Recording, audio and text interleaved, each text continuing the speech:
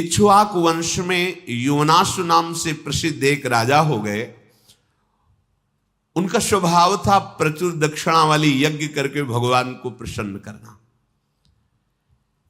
ये महान व्रत का पालन करने वाले थे, पर भाग्य से इनकी कोई संतान नहीं हो रही थी। तब इन्होंने विचार किया कि दो ही मार्ग हैं, या तो गृहस्थ में रहकर भजन करते हुए संतान उत्पत्ति करना, या फिर गृहस्थ का त्याग करके वनवास करते हुए भजन करके भगवान को प्राप्त करना। पुत्र तो हो नहीं रहा, तो निराश होकर के, अभी विरक्त भाव नहीं लिया था, वन में भजन कर रहे थे। एक दिन इनको बहुत प्यास लगी। प्यास से दुखी होकर के उनका कंठ सूखने लगा, तो पास में एक आश्रम दिखाई दिया जो भृगु जी का था। वहां च्यवन ऋषि और भी बहुत से ऋषि रात्रि में शयन कर रहे थे।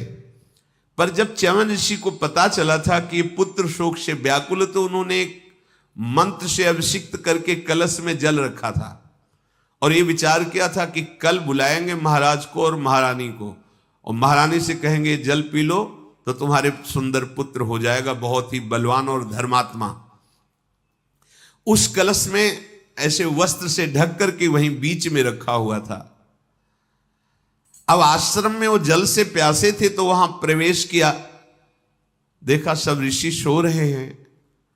जल को ढूंढा तो कपड़े के नीचे ढका हुआ कलश, तो वो शीतल जल, पूरा प्यास में पी गए जल। और वेदी पर कलश ऐसे खाली रख दिया। कलश रखते समय ऋषि जगे, तो उन्होंने देखा योनाश को। सब ऋषियों ने कहा गजब हो गया, अब क्या होगा? ये कलश का जल तुम पी गए महाराज, इसमें तो हमने संकल्प करके अपने तपोबल से पुत्र प्रकट होने का मंत्र से अभिषिक्त किया है।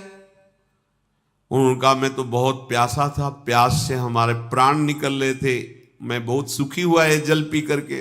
बोले सुखी तो हुए, लेकिन गर्भ रह जाएगा अब आपके, क्योंकि ये जल को तो हमने मंत्र के द्वारा। सब ऋषि एकत्र हुए। भगवान च्यवन जी ने कहा भगवान का विधान कोई टाल नहीं सकता, ऐसा ही होना था, इसलिए आपने इसे पान कर लिया। ब्रह्म तेज से संकल्पित जल कभी व्यर्थ नहीं हो सकता। अब आपका उदर बढ़ेगा, आपके उदर में गर्भ बढ़ेगा, पर हम लोग इसे टाल नहीं सकते, पर तुम्हें पीड़ा से बचा सकते हैं। मंत्र दिया कि इसका अनुष्ठान करो, जिससे तुम्हें गर्भ बढ़ने की पीड़ा और गर्भ प्रकट होने की पीड़ा ये सब नहीं भोगनी पड़ेगी। पर तुम्हारे उदर से एक महान दिव्य पुत्र प्रकट ही होगा, उसको टाला नहीं जा सकता।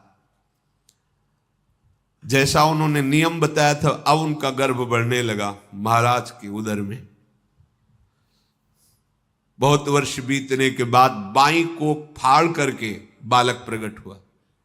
बाईं कोख फटी, पर वो मंत्र पहले से चल रहा था, इसलिए फटते ही फिर बाईं कोख ठीक हो गई और वो मरे नहीं, जीवित रहे। पहले ही मंत्रों में बड़ी सामर्थ्य है। अब ना वैसी पवित्रता रह गई है, ना वैसी भावनाएं रह गई हैं कि हम मंत्र में लगे। ऐसे ऐसे दिव्य मंत्र हैं, पर पवित्रता ना होने के कारण, जितेंद्रियता ना होने के कारण उनका अनुष्ठान ही नहीं हो पा रहा है।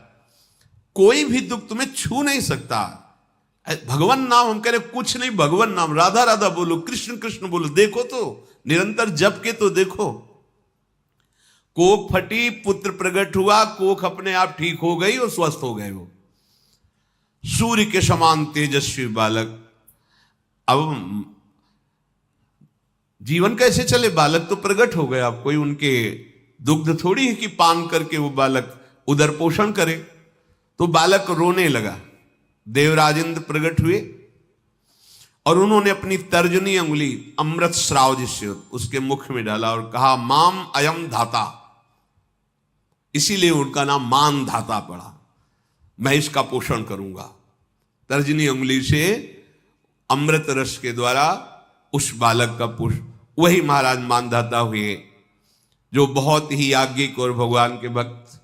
और शौभरी जी ने जिनकी 50 पुत्रियों से ब्याह किया।